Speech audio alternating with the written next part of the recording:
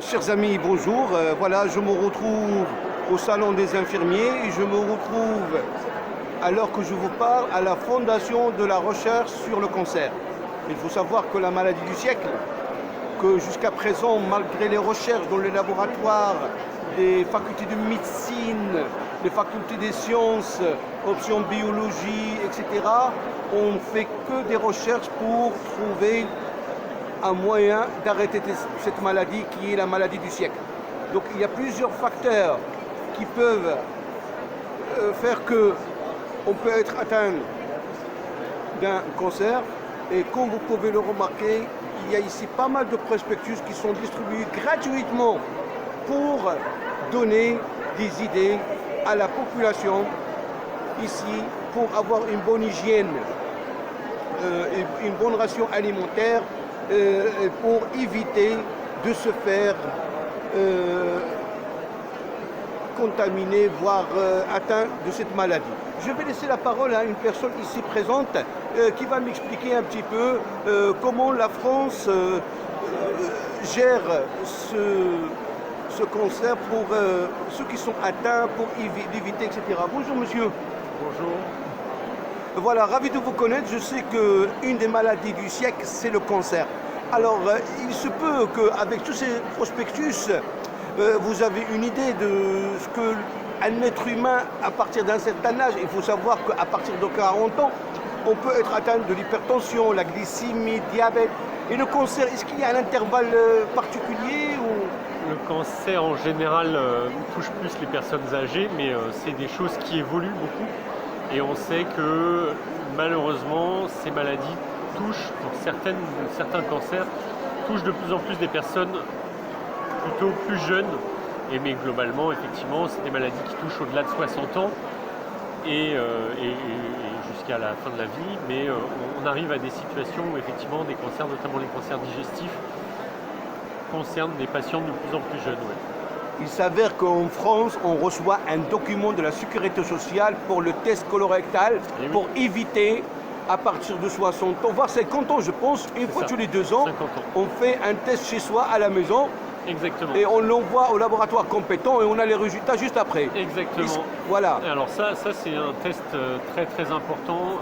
C'est le test du dépistage du cancer colorectal, qui est effectivement aujourd'hui organisé pour toutes les personnes, hommes et femmes de 50 à 74 ans. Et on fait, vous pouvez le voir ici, nous, la promotion de ce test avec, il est un peu sombre là, avec Mister Popo, qui est notre mascotte depuis 2 ans, qui est cette petite marionnette sombre là-bas dans le coin, qui incite les gens à aller faire le test de dépistage. Effectivement, c'est un test qui se fait chez soi tranquillement, mais qui malheureusement est trop peu utilisé en France. Donc voilà, il faut insister. Entre 50 et 74 ans, faites ce test, c'est très simple et c'est très efficace et ça permet ensuite d'être orienté vers des tests de diagnostic plus précis. D'accord. Et pour les traitements, il y a la chimiothérapie, il y a la radiothérapie, est-ce qu'il y en a d'autres peut-être? Oui, il y a beaucoup d'autres traitements qui existent. En fait, la cancérologie, elle s'est développée avec la science, la recherche en biologie. Et donc si au début il n'y avait que de la chirurgie, ensuite la radiothérapie, ensuite des chimiothérapies, aujourd'hui on a beaucoup d'autres d'autres alternatives. Oui, il y a d'autres alternatives. Ça reste les traitements principaux, mais on a aussi des traitements de thérapie ciblée qui sont vraiment des molécules qui vont agir très spécifiquement sur des mécanismes propres aux cellules cancéreuses. On a des immunothérapies très très importantes qui changent vraiment le pronostic de beaucoup de patients. Et voilà, donc ça c'est les principales classes de traitement. Est-ce vrai que dans un corps humain, il y a toujours quelques cellules cancérogènes qui peuvent soit se multiplier et d'être atteintes du cancer, ou bien on peut les tuer d'une façon ou d'une autre? Oui, virtuellement, on imagine qu'on a tous en nous des cellules qui sont en train de se transformer en cellules cancéreuses, mais notre système immunitaire les reconnaît et les détruit.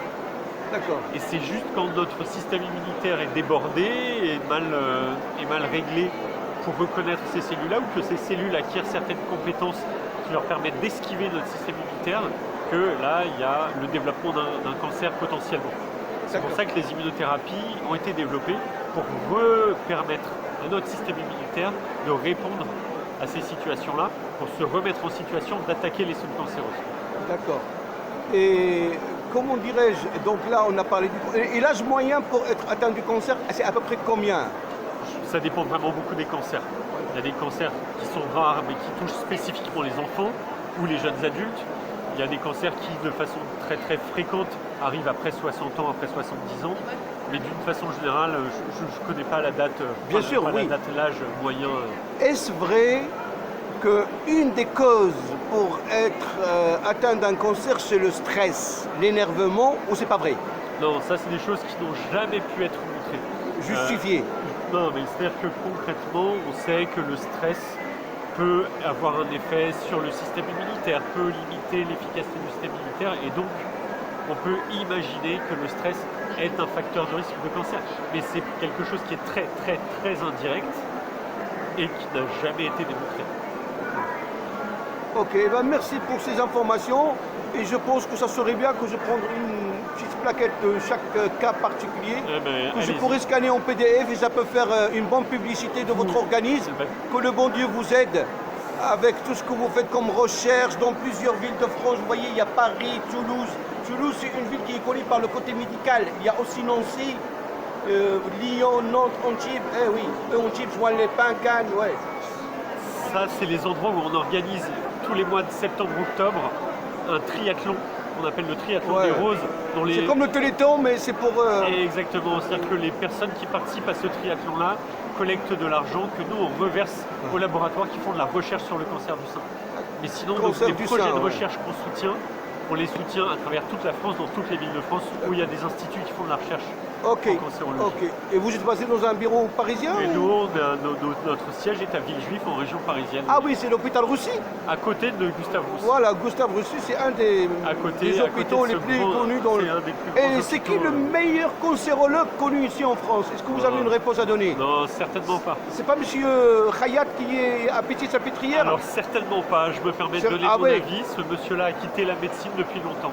Ouais, il était là en 2002, quelque chose comme ça. Maintenant, son travail est financé par l'industrie du tabac. Donc je pense qu'on peut sans problème affirmer que ce monsieur-là n'est plus une référence. D'accord, non, voilà. En 2002, j'avais mon père qui était atteint de la maladie de Calère. Et le traitement, c'était quasiment les mêmes médicaments pour quelqu'un qui est atteint d'un cancer. Ok, je vous remercie beaucoup, bonne continuation. Au revoir, bon salaud.